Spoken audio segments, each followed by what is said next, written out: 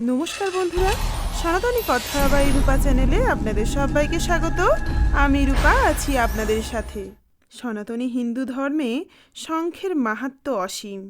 বলা হয় যে যেই সমস্ত স্থানে শঙ্খের ধ্বনি পৌঁছায় সেই সমস্ত স্থানে কোনো আসুরিক বা ভৌতিক শক্তি প্রবেশ করতে পারে না। শঙ্খ যেমন পবিত্রতার প্রতীক, তেমনি এই শঙ্খ শক্তিরও প্রতীক। প্রাচীনকালে কোনো যুদ্ধ আরম্ভের প্রতীকরূপে দুই পক্ষ থেকে শঙ্খধ্বনি দেওয়া হতো। মহাভারতের মহাযুদ্ধের সূত্রপাত হয়েছিল পাণ্ডবদের পক্ষ থেকে শ্রীকৃষ্ণের শঙ্খধ্বনির মাধ্যমে এবং কৌরবদের পক্ষ থেকে তাদের পিতামহ ভীষ্মের শঙ্খধ্বনির মাধ্যমে। আজকের মূল বিষয় অবশ্যই শ্রীকৃষ্ণের শঙ্খ। তবে তার আগে খুব সংক্ষিপ্তভাবেই বলি আপনাদের কাছে মহাভারতের যুদ্ধের বাকি মূল যোদ্ধাদের শঙ্খের নাম ও সংক্ষিপ্ত কিছু বিবরণ। কৌরব ও পাণ্ডবদের পিতামহ ভীষ্মের শঙ্খের নাম হলো শশাঙ্ক। মাতা গঙ্গার থেকে এই শঙ্খ প্রাপ্ত হওয়ায় এই শঙ্খের আর এক নাম গঙ্গানাভ। এই শঙ্খের আওয়াজ শত্রুর মনে ভয়ের উৎপত্তি করত। যুধিষ্ঠিরের শঙ্খের নাম হল অনন্ত বিজয়, যার ধ্বনি অনন্ত দূরত্ব পর্যন্ত বিস্তৃত হতে পারত। পাণ্ডুপুত্র ভীমের শঙ্খের নাম হল পৌণ্ড্র, যা তিনি নাগলোক থেকে প্রাপ্ত করেছিলেন। এই শঙ্খ এতটাই বৃহৎ ও ভারী ছিল, অন্য কেউ সেই শঙ্খ বাজানো তো দূরের কথা, কেউ সেটাকে তুলতেই পারত না।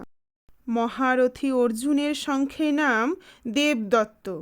এই শঙ্খ হল জয়ের প্রতীক। নকুলের শঙ্খের নাম সুঘোষ, আর সহদেবের শঙ্খের নাম মণিপুষ্পক, যা মণি দ্বারা সজ্জিত। নকুল ও সহদেব শঙ্খ প্রাপ্ত করেছিলেন অশ্বিনী কুমার দ্বয়ের থেকে।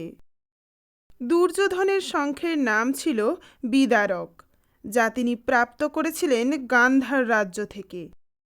কর্ণের শঙ্খের নাম ছিল হিরণ্যগর্ভ, যা তিনি স্বয়ং সূর্যদেবের থেকে প্রাপ্ত করেছিলেন।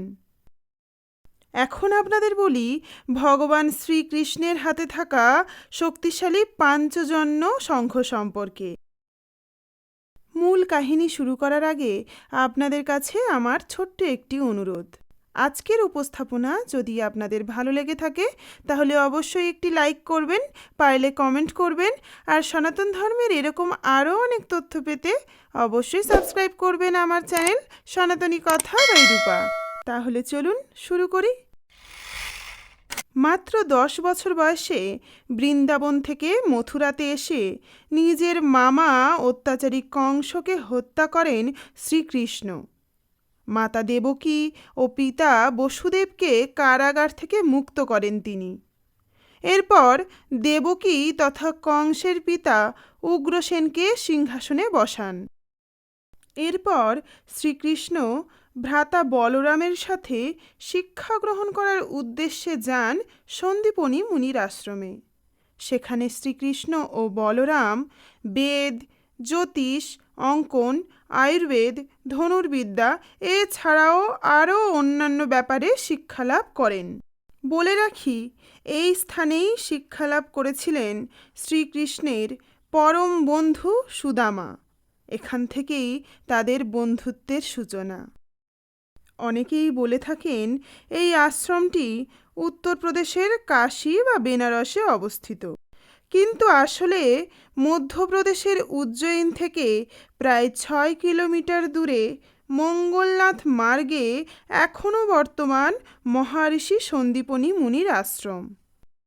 খুব অল্প দিনের মধ্যেই শ্রীকৃষ্ণ ও বলরাম সমস্ত ধরনের শিক্ষা খুব ভালোভাবে অর্জন করেন।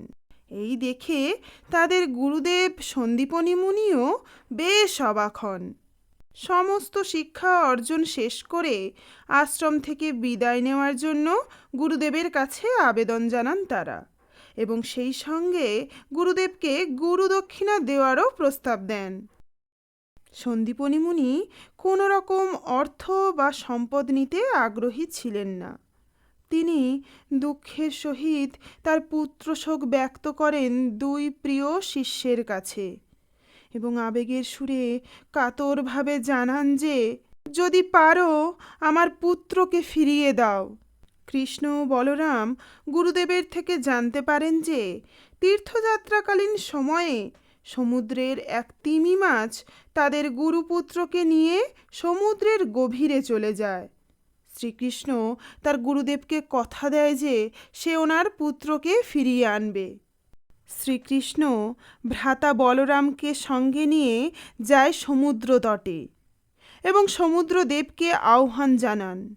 সমুদ্রদেব জানতেন এই কৃষ্ণই হলেন স্বয়ং ভগবান শ্রী বিষ্ণু, বলরামই হলেন বিষ্ণুর সঙ্গী শেষনাগ। তাই দেরি না করে দ্রুত কৃষ্ণ ও বলরামের সম্মুখে উপস্থিত হন। সমুদ্রদেব কৃষ্ণ ও বলরামকে প্রণাম জানান। কৃষ্ণ বলরামও সমুদ্রদেবকে প্রণাম জানিয়ে তাদের গুরুপুত্রকে ফিরিয়ে দেওয়ার অনুরোধ করেন।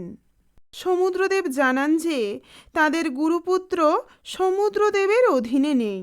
পাঞ্চজন্য নামক এক অসুর তিমি মাছের রূপ নিয়ে তাদের গুরুপুত্রকে হরণ করে নিয়ে গিয়ে সমুদ্রের জলের গভীরে শঙ্খের রূপ নিয়ে লুকিয়ে আছে। শঙ্খরূপে থাকায় ওই অসুর শঙ্খাসুর নামেও পরিচিত। ভ্রাতা বলরামের অনুমতি নিয়ে শ্রীকৃষ্ণ গেলেন সমুদ্রের গভীরে। সেখান থেকে খুঁজে বের করলেন শঙ্খাসুর তথা পাঞ্চজন্য নামক অসুরকে। সমুদ্রের জলের গভীরে চলল ভীষণ যুদ্ধ। যুদ্ধে শ্রীকৃষ্ণ পাঞ্চজন্যকে পরাজিত করে তাকে হত্যা করে, কিন্তু কৃষ্ণ পাঞ্চজন্যের পেট চিরেও গুরুপুত্রকে দেখতে পায় না। তারপর কৃষ্ণ সেই শঙ্খের দেহটি নিয়ে সমুদ্রের তটে উঠে আসে।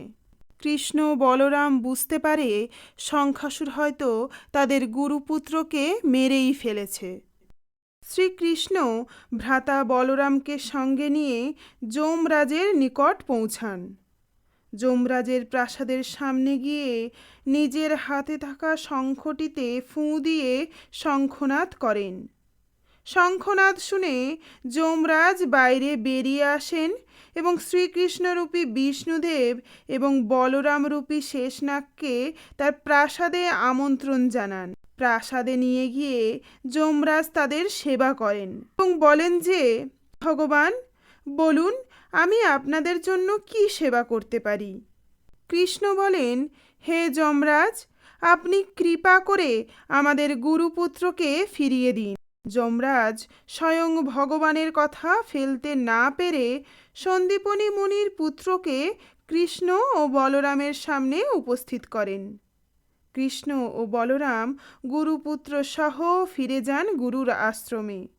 গুরু সন্দীপনী মুনিকে ফিরিয়ে দেন তার পুত্র। বহুদিন পর পুত্রকে ফিরে পেয়ে আনন্দে আত্মহারা হন সন্দীপনী মুনি। প্রিয় দুই শিষ্য কৃষ্ণ ও বলরামকে প্রাণ ভরে আশীর্বাদ করেন। গুরুর আশীর্বাদ নিয়ে গুরু ও আশ্রমের বাকিদের বিদায় জানিয়ে গৃহে ফিরে যান কৃষ্ণ ও বলরাম। বহুদিন পর দুই সন্তান গৃহে ফেরায় গৃহসহ সারা নগরীতে আনন্দ উৎসব শুরু হয়। শঙ্খরূপী পাঞ্চজন্য অসুরের খোলকরূপী হাড় থেকে তৈরি হওয়ায় শ্রীকৃষ্ণ সংগৃহীত শঙ্খটির নাম দেন পাঞ্চজন্য। এই শঙ্খনাদ এতটাই শক্তিশালী যে যুদ্ধে এই শঙ্খের নাদ শুনে শত্রুরা কেঁপে উঠত। স্বয়ং শ্রীকৃষ্ণ এই শঙ্খ ধারণ করায় এর নাদ বা শব্দ যুদ্ধজয়কে নিশ্চিত করত। মহাভারতের যুদ্ধে যুদ্ধ আরম্ভের প্রতীক শব্দরূপে পাণ্ডবদের পক্ষ থেকে শ্রীকৃষ্ণ এই পাঞ্চজন্য শঙ্খই বাজিয়েছিলেন। এই ছিল আজকের শ্রীকৃষ্ণের পাঞ্চজন্য শঙ্খের পৌরাণিক কাহিনী। আবারও আপনাদের কাছে অনুরোধ করছি, আজকের আমার এই উপস্থাপনা যদি আপনাদের ভালো লেগে থাকে তাহলে অবশ্যই একটি লাইক করুন, কমেন্ট করুন আর সনাতন ধর্মের নানান ভিডিও পেতে অবশ্যই সাবস্ক্রাইব করুন আমার চ্যানেল সনাতনী কথা বাই রূপা। সম্পূর্ণ ভিডিওটিতে সাথে থাকার জন্য আপনাদের জানাই অনেক অনেক ধন্যবাদ।